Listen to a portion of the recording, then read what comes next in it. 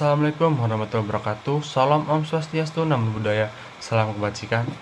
Sebelumnya yang terhormat Bapak Dr. Pujono selaku dosen pengampu mata kuliah Teori Akuntansi. Pada kesempatan kali ini kami kelompok 4 akan menjelaskan materi perumusan teori akuntansi pendekatan tradisional. Sebelum menuju materi yang akan dijelaskan, saya akan memperkenalkan nama anggota pada kelompok kami, yaitu yang pertama Ken Freddy Irin dengan NIM 068, Siti Hawa Tanzania Ramadini dengan NIM 070, saya sendiri Muhammad Altaf Murajis dengan NIM 071, Andira Apriandini dengan NIM 084, Afia Linda Saputri dengan NIM 108, dan Maulana Ahmad Ramadhani dengan NIM 134. Untuk selanjutnya, materi-materinya akan dijelaskan oleh rekan-rekan saya. Nah, slide yang pertama yaitu pendekatan tradisional mengandalkan pemikiran tradisional untuk merumuskan kerangka akuntansi konseptual. Berikut adalah beberapa pendekatan tradisional. Yang pertama ada pendekatan non-teoritis, yang kedua pendekatan deduktif, yang ketiga pendekatan induktif, yang keempat pendekatan secara etis, yang kelima pendekatan secara sosiologis, dan yang terakhir yaitu pendekatan ekonomi. Slide berikutnya yaitu gambaran hakikat akuntansi. Komite on Terminology AICPA akuntansi adalah yang pertama ada seni, memiliki karakter keuangan dan interpretasi hasil. Yang kedua ada aktivitas jasa, menyediakan informasi yang bersifat keuangan yang bermanfaat untuk pengambilan keputusan. Lalu yang terakhir yaitu akuntansi mencangkup sekumpulan teknik yang dianggap berguna di bidang-bidang tertentu. Penyusunan teori akuntansi. Penyusunan teori akuntansi bertujuan untuk menciptakan dasar konseptual yang dapat digunakan dalam praktik akuntansi. Teori ini disusun berdasarkan berbagai pendekatan yang mencakup logika, observasi empiris, serta analisis normatif dan positif. Berikut langkah-langkah penyusunan teori akuntansi. Yang pertama, merumuskan tujuan umum laporan keuangan. Yang kedua, memilih postulat akuntansi yang sesuai dengan kondisi ekonomi, politik, dan sosial. Yang ketiga, menentukan prinsip akuntansi. Yang keempat, mengembangkan teknik akuntansi. Next. Verifikasi teori akuntansi. Verifikasi teori akuntansi adalah prosedur untuk menentukan validitas suatu teori dengan menilai asumsi yang digunakan. Evaluasi validitas dilakukan melalui penalaran logis dan dukungan empiris. Dalam teori akuntansi positif, validitas teori ditentukan berdasarkan kesesuaian teori dengan fakta melalui observasi lapangan dan metode ilmiah. Pengujian dilakukan secara empiris dengan penelitian statistik untuk memastikan teori sesuai dengan kenyataan. Next. Sementara itu, teori akuntansi sintaktik tidak berhubungan langsung dengan fakta di lapangan, sehingga validitasnya diukur hanya melalui penalaran logis tanpa pengujian empiris. Sebaliknya, teori akuntansi semantik lebih menekankan penyimbolan fakta dan diverifikasi secara empiris melalui pengamatan. Adapun teori akuntansi pragmatik, verifikasi dilakukan dengan memanfaatkan fakta dan data perilaku pasar atau individu sebagai reaksi terhadap informasi akuntansi. Validitasnya diuji berdasarkan asumsi bahwa informasi akuntansi dianggap bermanfaat jika digunakan oleh pemakainya. Next. Ketiga teori akuntansi tersebut, semantik, sintaktik, dan pragmatik, tidak berdiri sendiri, tetapi saling melengkapi dalam proses verifikasi teori akuntansi secara menyeluruh. Verifikasi teori melibatkan kombinasi penalaran logis, bukti empiris, serta pertimbangan nilai, sehingga teori yang diterapkan dapat dipertanggungjawabkan secara akademik maupun praktis. Nah, untuk materi yang pertama yaitu menjelaskan mengenai hakikat teori akuntansi. Nah, teori akuntansi adalah dasar atau pedoman yang digunakan oleh seorang akuntan untuk mencatat, mengukur, serta melaporkan informasi keuangan. Nah, teori ini dapat membantu memastikan bahwa laporan keuangan yang dihasilkan akurat, dapat dipercaya, dan sesuai dengan standar yang berlaku.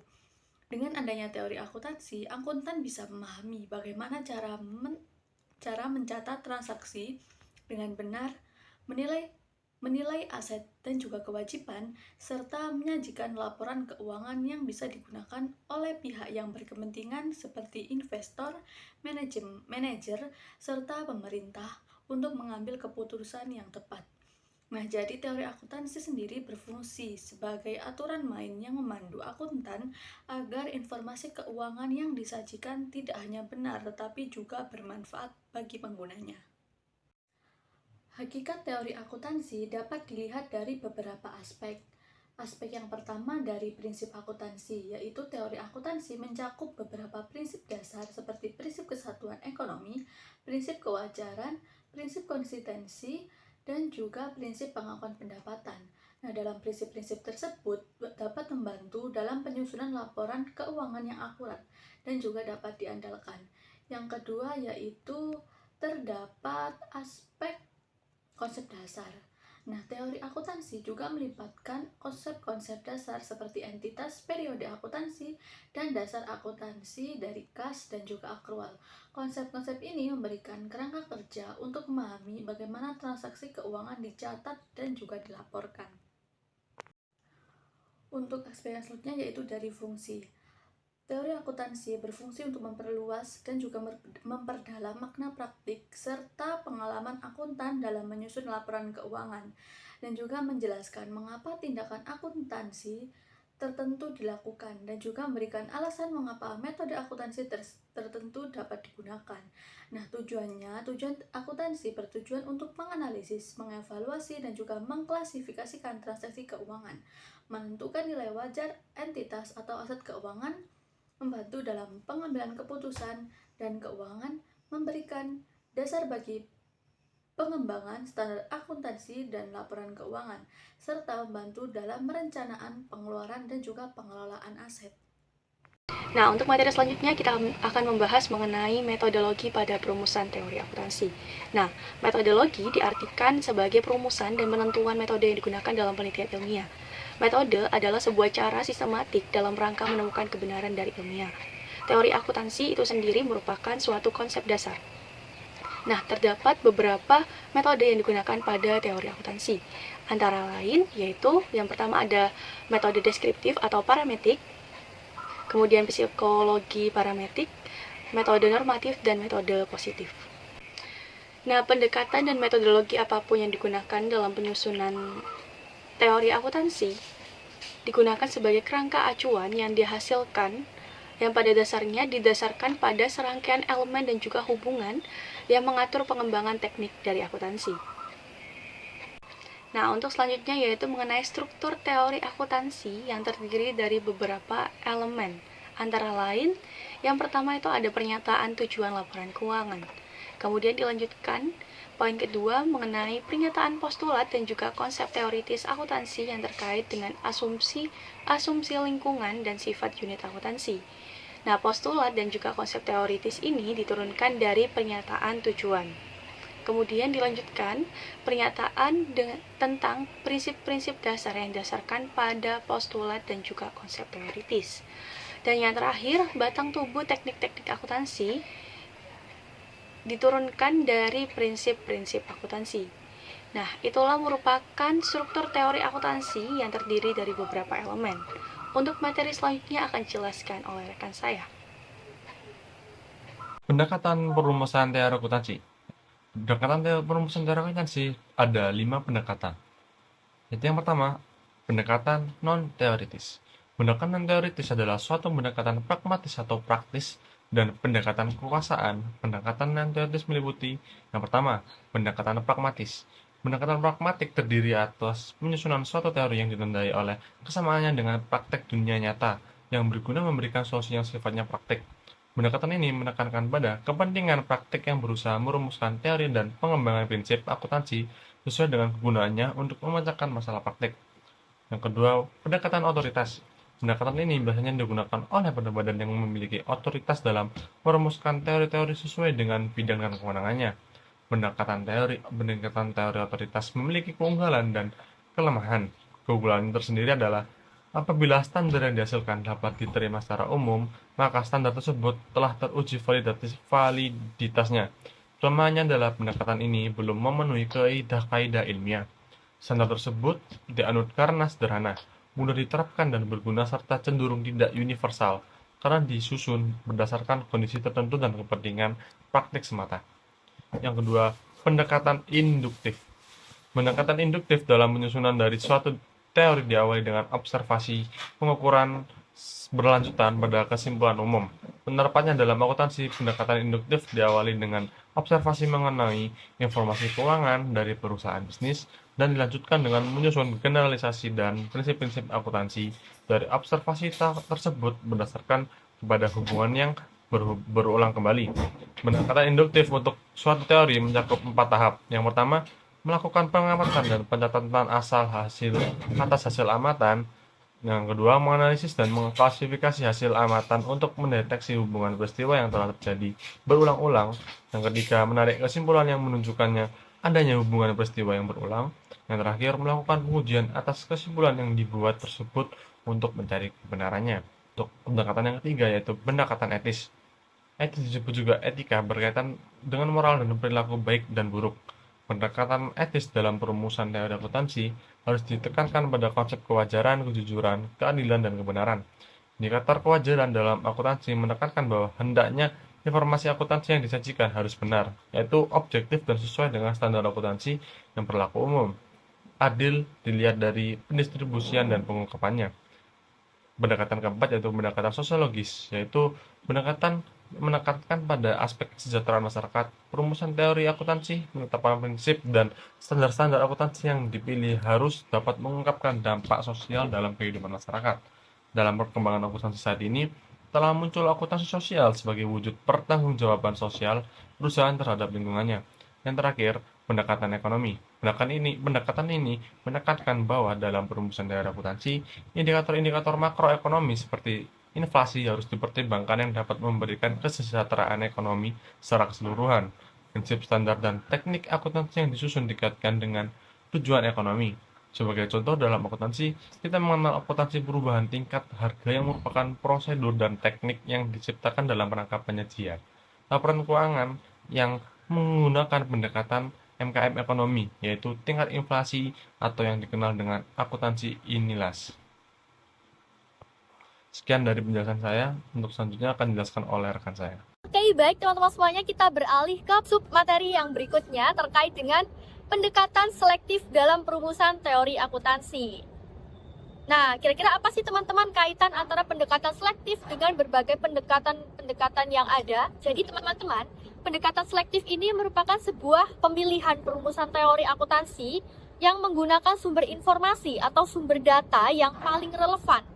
Sehingga pendekatan selektif dengan pendekatan-pendekatan lain yang ada itu dapat dilakukan melalui berbagai pendekatan, yaitu pendekatan deduktif, pendekatan induktif, pendekatan etika, pendekatan sosiologi, pendekatan ekonomi, dan pendekatan eklektik. Oke, kita akan bahas satu persatu ya teman-teman terkait dengan berbagai macam pendekatan yang ada. Untuk yang pertama, pendekatan deduktif. Jadi, pendekatan deduktif ini merupakan sebuah pendekatan di dalam perumusan teori akuntansi yang menggunakan pendekatan deduktif dimulai dari pernyataan dasar yang diungkapkan sampai dihasilkan prinsip akuntansi yang rasional sebagai pedoman juga dasar untuk mengembangkan teknik-teknik akuntansi. Nah, jadi untuk membuat perumusan teori akuntansi, ketika menggunakan pendekatan deduktif itu harus diawali dengan pernyataan dasar yang diungkapkan sampai dihasilkan prinsip akuntansi yang rasional sebagai pedoman untuk mengembangkan teknik-teknik akuntansi. Jadi dimulai dari pernyataan dasar yang diungkapkan ya teman-teman. Pernyataan dasar itu berupa argumen dasar. Oke, kita beralih ke slide berikutnya. Nah, untuk kita menggunakan pendekatan deduktif ini terdapat beberapa langkah yang dilakukan nih teman-teman untuk merumuskan teori akuntansi dengan pendekatan deduktif. Untuk yang pertama kita harus menentukan tujuan pelaporan keuangan. Yang kedua, memilih postulate akuntansi yang sesuai dengan kondisi ekonomi politik dan juga sosiologi. Yang ketiga, menentukan prinsip akuntansi. Kemudian yang keempat, mengembangkan teknik akuntansi. Oke, kita beralih ke pendekatan yang berikutnya, yaitu pendekatan induktif. Nah, ketika kita menggunakan pendekatan induktif di dalam perumusan teori akuntansi, itu didasarkan pada kesimpulan yang dihasilkan dari pemikiran kritis yang digeneralisasikan berdasarkan hasil observasi dan pengukuran yang terperinci, teman-teman. Oke, perlu kita ketahui juga nih, perumusan teori akuntansi ketika kita menggunakan pendekatan induktif, itu dihasilkan secara induktif dengan melakukan pengujian empiris terhadap kegiatan akuntansi. Sedangkan untuk melakukan generalisasi terhadap hasil observasi itu dapat dilakukan melalui beberapa langkah nih teman-teman. Nah, jadi untuk yang pertama, mencatat semua observasi. Yang kedua, menganalisis dan mengklasifikasikan hasil observasi sehingga dapat dirumuskan berbagai kesamaan dan juga ketidaksamaan nih teman-teman. Kemudian yang ketiga, hasil observasi digeneralisasikan. Dan yang keempat, hasil dari generalisasi dilakukan pengujian. Oke, kita beralih ke slide yang berikutnya, terkait dengan pendekatan etika. Nah, ketika kita menggunakan pendekatan etika di dalam perumusan teori akuntansi, itu berdasarkan pada konsep kebenaran, keadilan, dan juga kejujuran, teman-teman. Oke, kita beralih ke pendekatan yang berikutnya, yaitu pendekatan sosiologi.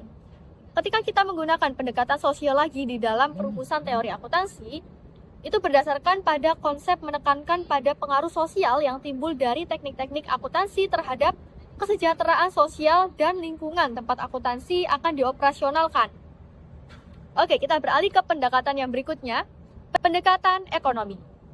Ketika kita menggunakan pendekatan ekonomi di dalam perumusan teori akuntansi, kita bisa memfokuskan perhatiannya pada pengendalian terhadap perilaku indikator makroekonomi sebagai akibat adopsi berbagai teknik akuntansi. Kemudian yang berikutnya, pendekatan eklektik. Ketika kita menggunakan pendekatan eklektik di dalam perumusan teori akuntansi, kita berfokus untuk mengembangkan akuntansi dengan cara menggabungkan berbagai pendekatan yang digunakan selama ini. Untuk yang berikutnya adalah sesi tanya jawab. Cukup sekian pemaparan materi dengan judul Perumusan Teori Akuntansi Pendekatan Rasional. Semoga ilmu-ilmu yang telah diberikan bermanfaat bagi teman-teman sekalian. Sekian dari kelompok 4. Saya ucapkan terima kasih. Wassalamualaikum warahmatullahi wabarakatuh.